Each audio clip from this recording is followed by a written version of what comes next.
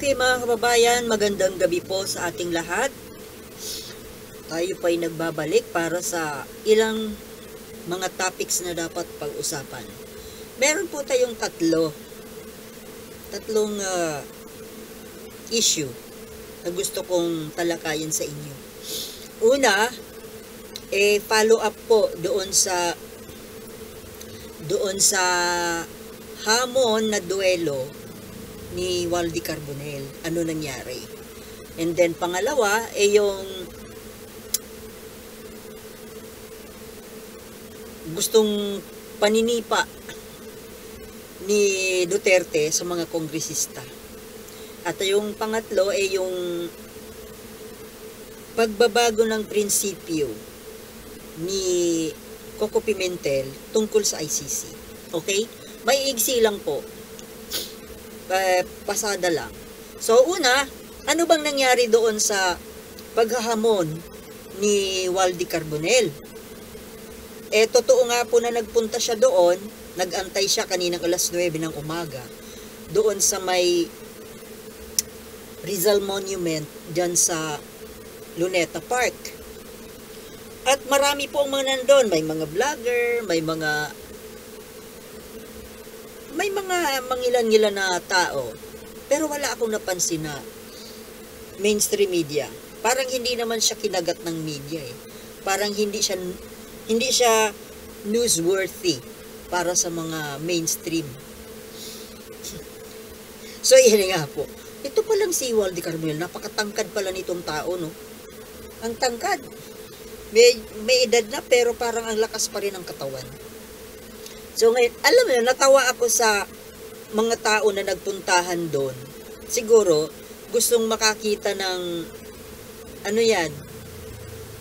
ng totoong barilan, ano? Nakakatawa. Ewan, kasi para sa akin, kagaya nga nung sinabi ko kahapon sa aking vlog, ito po ay isang malaking kalokohan. Ngayon, although nagpasabi yung kampo ni Baste na sisipot, kagaya ng dati, yung salitang Duterte na walang isang salita, ako hindi na ako naniwala na sisipot eh. Paano lang yon? Kumbaga paano lang, pampasikat lang, na hindi siya takot. Pero ako talaga hindi ko talaga in-expect na pupunta. Anyway, so much with this stupidity. Pero sa akin po kasi, itong paghahamon na ito ni Carbonell ng duelo-duelo na ganyan. Sabi ko nga, para saan? Para ano? Anong gustong patunayan? Ngayon, kung parang ang gusto kasi ni Carbonell sumikat siya sa ganyan. Kung gano'n naman pala, gusto mong sumikat tungkol sa barilan, di mag-produce ka na lang ng pelikula. Ikaw ang bida. Tapos ang istorya, puro tungkol sa barilan. Ikaw bida. Kung lang naman ang gusto mong ipakita sa mga tao na magaling kang bumaril. Pero alam mo, sa totoo lang, maganda na yung ginawa ni Baste, hindi niya pinansin, hindi niya pinatulan. Although ako naniniwala na kaya hindi siya dumating dahil natatakot talaga siya. Dahil duwag nga. Pero sa totoo lang, kung ikaw ay isang matinong opisyal ng gobyerno bilang isang, 'di ba, mayor siya. Bakit ka naman papatol sa ganyang klaseng hamon? Walang kakwenta-kwenta. Anyway, so much for that kasi walang nangyaring barilan. Bigo na naman si Carbonell na makapagpakitang gilas. So, hindi siya nakapagpasikat. Pasikat lang yan eh. Tapos, mayroon akong isang naging viewer na, nag-comment sa akin, ano daw pakialam ko? Ano daw problema ko kung gusto makipagduelo, di makipagduelo? Ano naman? Opinion ko yun eh. Opinion ko to. Ano problema mo? Oh. Anyway, yung pangalawa pong pag-usapan natin yung tungkol dito sa pagpapatawag nga kay Tatay Digong ninyo ng Quadcom.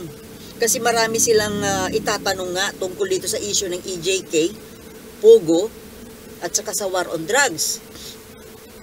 According to Dan Fernandez nga, meron ay niya kaming 20,000 na katanungan.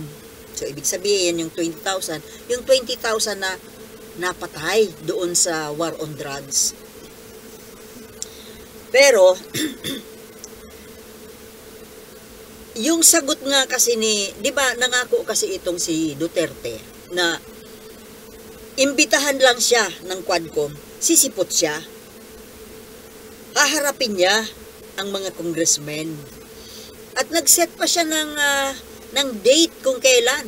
After November 21. Ay, November 1 pala. Pagkatapos ng undas. So ngayon, alam niyo mga kabayan, talagang hindi talaga pwedeng paniwalaan ng kahit na isang salita nitong mga Duterte na ito. Hindi talaga dapat pagtiwalaan. Parang nakakaloko. Sabi nga ni Congressman Paduano, ano anya ito, lukuhan? Lukuhan nga, di ba? Kayo naman kasi nagpapaniwala kayo dyan eh. Ang sabi naman kasi ni Duterte, ano pa daw ba ang gustong marinig ng mga kongresista? Sinabi na daw niya lahat doon sa Senate hearing. Yung stupid Senate hearing na gawa-gawa nila ng kanyang aso, ng kanyang mga aso. Siyempre, yung Senate hearing na yon na gustong pangunahan ni Bato at ni Bongo, kaninong idea ba yun? Kay Digong yun. Kanilang ano yun Sarsuela.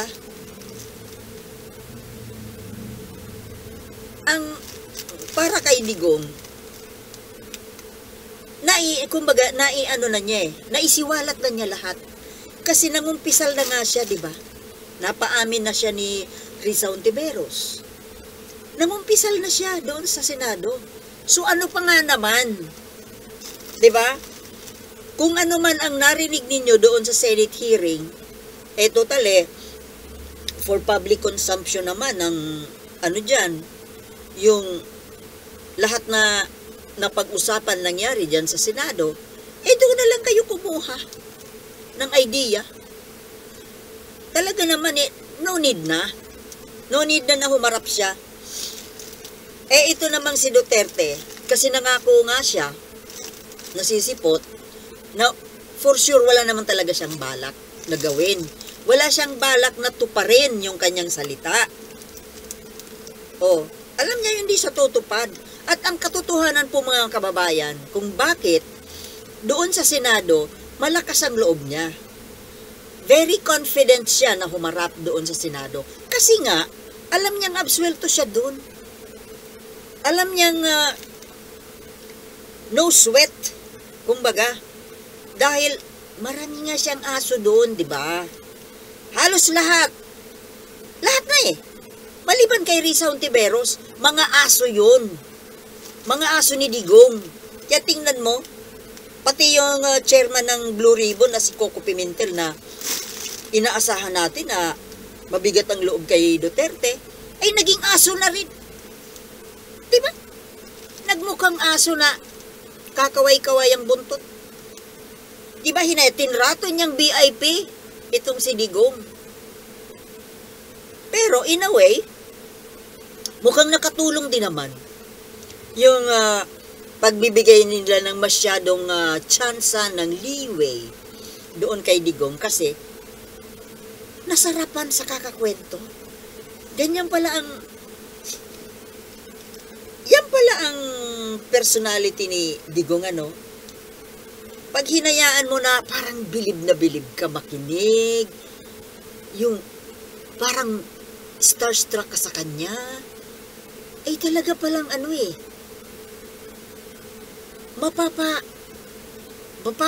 kwento mo ng kwento. Ayan, tuloy. Hindi tuloy natin masabi kung taktika ba yun ng Senado, nito ni Pimentel, o talaga lang na nangyari lang. Na biktima lang si Duterte ng sarili niyang tactlessness, pagiging tactless, careless, sobrang pagkamatabil at mayabang. O, di ba? Parang nakalimutan yata niya na naka-public yung naka-broadcast publicly yung Senate hearing kung saan siya ay nagtatatabil, kung saan siya ay nangumpisal. At tila ba talagang nawala sa kalooban niya, nawala sa isip niya na maging international media at maging yung ICC ay nakamonitor. Diba? Ang tanga, no? Ang tanga pala. Tactless. Kung si Chris Aquino ay taklesa, ito ang katapat ni Chris Aquino sa male gender. Takleso. Tapos ngayon ang sinasabi niya dito sa Congress, kung bakit hindi siya sisipot, wala daw siyang pamasahe. Walang pamasahe, pero pag sa Senado, may pamasahe. Alam niyo mga kababayan, dito sa Kongreso, no, yamang ang katwiran ni Duterte ay wala siyang pamasahe. O di, ipakontempt na lang at ipaaresto. O di ba pag naaresto ang isang tao, kagaya kay Kibuloy, libre yung transpo. Ay lamok. Libre transpo kasi pipick upin siya doon, arestado. O di hindi ka nga no need na mamasahe. Arestado ka. Walang pamasahe. Ang babaw, di ba? Ang babaw. Napakababaw na katwiran. Talagang pinaglululo ko lang. Alam mo, dito natin makikita na itong si Duterte, mga kababayan, itong pamilya Duterte, mula sa magulang, maging sa anak, ay walang galang. Walang respeto sa mga institusyon ng ating bansa. Walang respeto sa Kongreso, sa Senado, sa any. Even the government itself, walang respeto. Kaya tingnan mo, ultimong yung nakaupong Pangulo, hindi nila nire-respeto. Itong si Sara Duterte, kung utos-utusan lang pala si BBM, ganun-ganun na lang. Wala man lang sa atin nakarating na mula mismo sa bibig ni PBBM, na siya pala mismo ay binubuli. Binubuli ni Sara. O paano natin nalaman? Si Sara mismo nagkwento. O di ba yung kanyang Drag Me to Hell press con? Kung tawagin ng iba, Halloween press con. Di ba doon niya sinabi na sinabihan niya si PBBM na ako ang mas priority na gumamit ng presidential chopper, hindi ikaw. My God! Ano yun? Ngayon lang tayo nakakita ng ganon.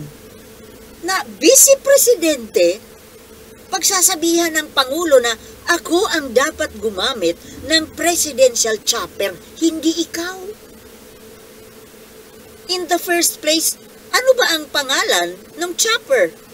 Presidential chopper. Meaning, pang-presidente. Presidente ang gagamit, hindi yung vice. Pero, bilib na talaga ako sa kakapalan ng mukha. Ano ang tingin niya sa sarili niya? Parang mas above siya kay PBBM na Pangulo. Imagine that. The nerve. Hindi ko lubos maisip na kinaya pala niyang sabihin yun sa Pangulo natin. Sabihin mo doon sa 250 ba yun? Ewan ko anong 250, baka yung piloto. Sabihin mo doon na ako ang gagamit, ako ang priority, hindi ikaw. Wow! My God! Mayroon palang ganun? only in the Philippines.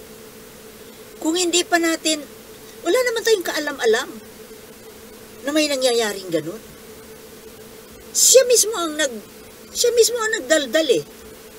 Sa atin niya mismo narinig na binubuli pala niya si PBBM. Diba? Kaya, helicopter pa lang yun. Helicopter use. What more? Paano niya hiningi yung 125 million na inubos niya in 11 days? Kasi hiningi niya yun daw kay BBBM eh. At hindi ba? Ibinigay ni PBBM. Ewan lang kung ano yung paano niya i-verbalize kay PBBM. Hoy, parang ganito. Bigyan mo ko ng 125 million. Ha? O bakit? Bigyan mo ko. Di ba? Ay, kung helicopter nga eh. At kung hindi po ito na bisto, na booking, hanggang 2028, ganito yung gagawin kay PBBM.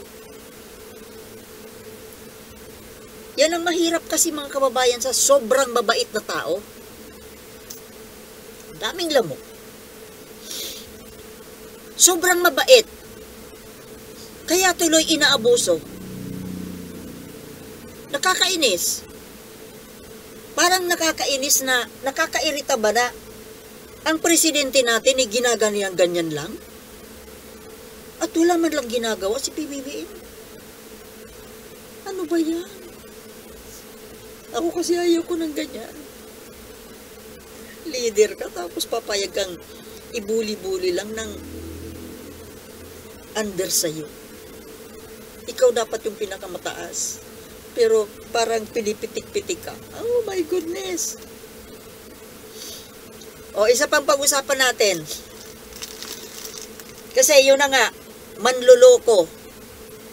Manluloko itong matandang fentanyl na ito. Parang lagi yata itong laging naka-fentanyl eh. Wala talaga siyang balak. Paano lang niya yun? Anong tawag doon? Pinaglululoko lang niya yung Congress. Kasi nga, ang totoo niyan, hindi niya kayang harapin. Hindi yung walang pabasahe, nasabi ko na lahat sa Senado, which is oo nga naman, kunin nyo na lang, kayong kongresista, kunin nyo na lang yung transcript doon. Yun na yun. No need na harap pa yung matanda na yan. Gusto nyo pang makaharap yan? Ako parang suyang-suya ako na makita ko ang pagbumukha niyan. Kasi kulang na lang sungay eh, ang itsura. Talagang mababanaag mo sa mukha niya yung kademonyuhan. Ayan mo na yan siya. Ang totoo kasi, hindi niya kayang harapin. Kasi, kung ano yung nangyari doon sa Senado, na napaamin siya ng isang, napainit ang ulo niya ng isang Risa Hontiveros. What more dito sa Kongreso? Sa Senado, nag-iisa lang si Risa. Malambot pa nga yun eh. Eh kung pagdating dito sa Congress, ilan senador dyan ang matatapang na gigisahin siya? Pagtutulungan siyang gisahin. Lahat matatapang nandiyan dyan eh. Lahat magagaling eh. Alam niya yun. Kaya nga wala siyang balak na humarap. Ang ginagawa niya, nambubuli na lang siya. Kung tawagin niya, my goodness, coming from the mouth of a former president and a lawyer at that, tawagin niyang unggoy itong si Congressman Paduano. Tapos magbabanta pa siya na sisipain niya ang mga kongresista. What the heck? My goodness, only in the Philippines na makakita tayo ng isang politiko, isang supposed to be kagalang-galang na tao, ex-president, even during his presidency. Di ba ang bunganga niya? Hindi mo talaga ma-spelling. Tapos hanggang ngayon, wala talaga siyang respeto, mga kababayan. Walang respeto sa kapwa. Walang ibang magaling, walang ibang dapat igalang kundi siya. Siya, ang pamilya niya. My goodness. Ewan ko ba kung bakit man nagkaroon ng nilalang na ganyan. Hindi naman natin masasabi na ito isang malaking pagkakamali ng Diyos. Sinadya yan. Kasi di ba, lahat naman ng nangyayari daw sa mundo, ikagustuhan ng Diyos. So, ginusto ng Diyos yan, na magkaroon tayo ng ganyang klaseng kasama dito sa planetang ito, na ganyan ang pagkatao. Para ano? Para i-test yung ating pasensya. Tinitest yung ating kabaitan, yung ating pasensya na kailangang tanggapin. Tanggapin ang ganitong klaseng tao.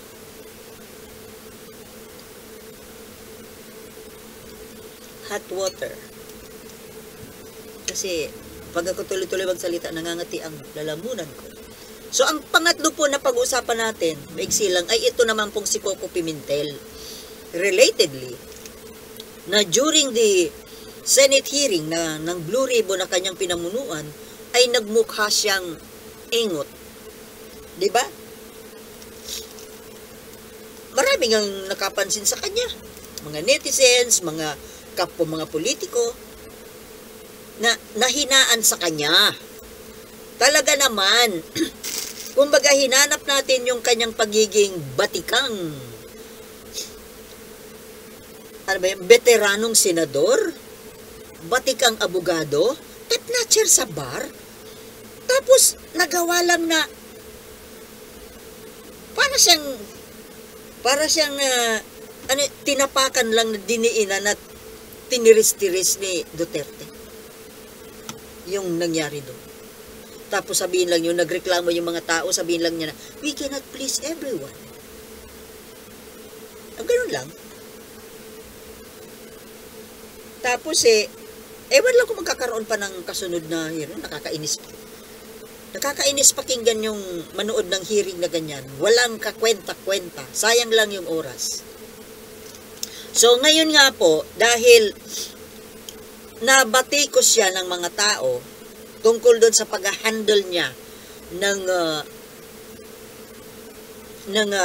hearing na yun, na ang naging bida ay si Duterte at ang mga aso ni Duterte.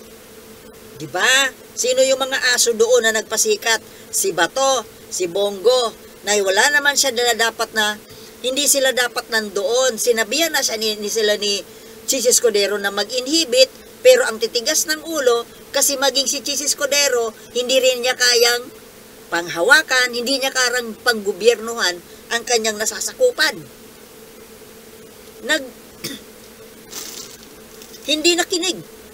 Hindi nag-inhibit. The most that they can do, total, hindi sila nakinig. Hindi sila sumunod sa utos ng kanilang Senate President. Sige, umupo ka dyan, pero isa kang resource person, hindi ka iyong investigador. Ang lumabas siya yung nag-iimbestiga eh. Diba? Binuli-buli pa niya yung resource person na, sino ba yun? Si Espinido. Diba? O, ito ang isa pang aso doon na napaghahalata na talagang aso pala ni Duterte, si Jinggoy. Binuli din niya si Laila de Lima. Tapos nung si Duterte nang tinatanong niya, masyado siyang malambing. The heck?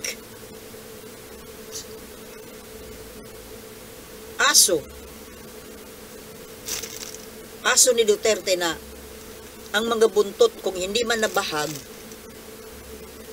kaway-kaway kay Duterte. So ngayon, dahil napintasan, binatikos yung pamumuno, yung pagdadala, pag-handle ni Coco Pimentel doon sa hearing na yon. Ngayon parang bumabawi siya. Ngayon nagpalabas siya ng isang announcement na balak niyang kausapin si PBBM, kumbinsihin si PBBM na bumalik daw tayo sa ICC. Maging member uli ang Pilipinas sa ICC. Ba't ngayon lang? Coco Pimentel.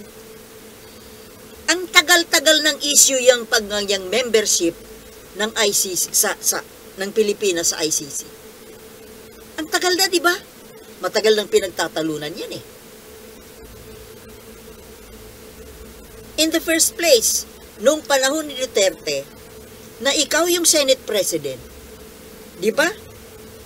Pumirma ka rin, nag-approve ka rin na tumiwalag tayo sa ICC.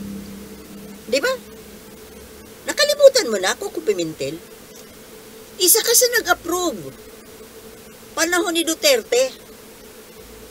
Tapos ngayon, bakit bigla yatang nag-iba ang ihip ng hangin? Bigla mo na ngayon sasabihin na gusto mong kumbinsihin si PBBM na bumalik tayo sa pagiging membro ng ICC. Bakit? Bakit kaya? Alam mo, Coco Pimentel, na paghahalata ka na wala kang matino, wala kang fixed na prinsipyo. Di ba mga kababayan? Hindi naka-fix ang prinsipyo nito. Pliant like the bamboo. Pabaling-baling, pasuray-suray. Depende ko kasi kung sino nandyan. Depende kung sino yung bossing. O dili kaya, mga kababayan, itong si Coco Pimentel, bumabawi ka ba? Dahil sa kapalpakan mo, ng pag-handle mo, nung Senate hearing, tungkol sa war on drugs. Dahil nga binatikos ka ng taong bayan, di ba? Na kesyo wala kang kwentang committee chairman, wala kang kwentang mag-preside sa isang hearing. Dahil pumayag ka, hinayaan mong lamunin ka ni Duterte. Siya yung naging chairman ng committee hearing, hindi ikaw. Masyado ka pang mapagbigay eh. Concern na concern ka pa doon kay Duterte eh. Mr. President, nalalamigan nyo, pahinaan natin ng aircon. Nagugutom ka ba? Gusto mo ng sandwich? Napapagod ka ba? Gusto mo bang humimlay? The heck? Tapos ngayon, porque pati yung pagmumura ni Duterte, hindi mo kayang sawayin. Tapos ngayon, bigla kang kakambyo. Di ba yung pagpayag na pagbabalik sa ICC, ito ay pagsuwag. Pagsuwag ito kay Duterte. Bigla mo yatang kaya ng suwagin si Duterte, Coco Pimentel. Bakit? Ano ba yan? Parang inaaliw mo ba yung taong bayan na para matigil na yung pagbati ko sa iyo na ikaw ay naging naging weakling na committee chairman. Bumabawi. Ayusin mo yung prinsipyo mo, Coco Pimentel. Are you pro or anti sa membership ng Pilipinas sa ICC? Mamaya niyan kung sino na naman ang nakaupo dyan na presidente, babaligtad ka na naman. Baligtaran ka rin Ewan ko sa iyo. Hindi naka-fix ang utak mo, prinsipyo mo. Ngayon, kung gusto mo talaga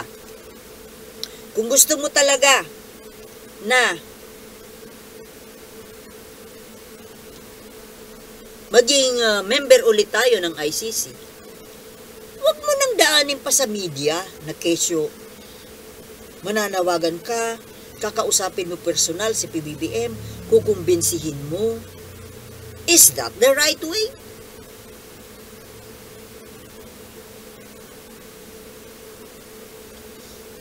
Hindi kaya dapat gumawa na lang kayo ng batas. Gumawa na lang kayo ng batas na kailangan ang bansa natin ay permanently maging member ng International Tribunal, which is the ICC. Kasi nga, may tendency po ang bansa natin na magkaroon ng leader, presidente na berdugo. Di ba? May tendency. Pero tama yan. Tama yung naisip mo. Although, masyado ng delayed response. Masyado ng it's too late. Pero pwede pang humabol. Kasi nga, may tendency na magkaroon ulit tayo ng isang leader na kagaya ni Duterte. Kasi, what if makabalik kung bakit nawawala na ba sa power? Di pa naman, pero malapit na. Nangihina na, kumbaga. Kasi nga, dahil sa mahiwagang pagbabalik ni Trump sa pagiging presidente ng Amerika, parang nagkaroon tayo ng idea, ng inspiration, na kung si Trump nga nakademanda, nahatulan ng ilang klaseng kaso, pero ito nakabalik, kaya pwede nilang gamitin yun. Pwede nilang gayahin sa dinami-dami ng kasong kinakaharap ng Duterte. May pag-asa pa pala. Kaya dapat lang yan. Kasi malay mo, totoong maging presidente, baka maging presidente si Sara. Isang ano nga yan. Parang, according to you, Coco Pimentel, it's an insurance policy para sa Pilipinas. But then, mayroon pa rin, paano naman halimbawa, kung si Sara ba ang maging presidente, kahit na naging member tayo ngayon ng ICC, gagayahin na naman niya yung tatay niya. Aalis na naman tayo sa ICC. Hindi naman tayo maging member para wag din siyang makasuhan sa mga gagawin niyang pamumugot ng ulo, paghuhukay ng mga nakalibing na bayani. Diba? Kaya dapat yan maging batas. Wag lang na, kung ang kakausapin mo lang ay si PBBM, ibig sabihin si PBBM lang ang magdidesisyon. Kagaya nung ginawa ni Presidente Duterte dati, na mag-isa niyang ginawa yung desisyon na umalis tayo sa ICC, tapos ngayon ganito na naman ang gagawin. Dapat, di ba, maging isang super matatag na batas na kailangang ang membership ng bansa natin hindi dapat matanggal kahit kailan ng kahit sino man ang membership natin. Dahil nga, ang bayan natin ay may tendency na magkaroon ng mga pinuno ng mga abusado at mamamatay tao. Dahil nga, ang mga botante natin, karamihan ay bobo. O, di ba? Madaling bayaran eh. Basta may pera, sige. Di ba? Kaya dapat, Coco Pimentel, ang gawin mong batas yan. Siguro ko naman, ma-approve yan. Kasi yung hindi dyan pipirma ng approval, ay mapaghahalata na talaga sila ay aso. Nitong mass murderer na ito. Di ba mga kababayan? Dapat yan, gawa kayo ng batas. Hindi yung basta kakausapin mo lang si PBBM. Yun naman pag ginawang batas yan. Kasi si PBBM ngayon parang medyo nag-aalanganin siya na gawin ng hakbang na yan na pagbabalik sa ICC. Ay kasi politika eh. Nandoon pa rin yung sabihin na nating masyado siyang maingat.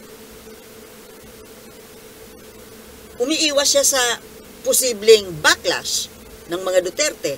Kaya hindi niya basta-basta magawa na ang pagbabalik ng Pilipinas sa ICC, mag-isa niyang dedesisyonan. Mas maganda kung yung legislative body mismo ang gagawa ng unang hakbang at pipirmahan ni President Bongbong Marcos, o hindi masasabi ng mga Duterte na siya lang ang nakaisip niya, nagdesisyon niyan, kundi unang-una kayo eh. Nag-second demotion lang si PBBM. Di ba mga kababayan? O, yun lang po ang gusto kong sabihin. Hanggang dito na lang kasi sobrang mahaba na ito eh. Alam ko naman na pag mahaba ayaw nyo nang manood. Di ba? So mga kababayan, magkaisa po tayo. Ipaglaban natin ang ating bayan. Dahil ito lamang po ang nag-iisa nating tahanan. Peace.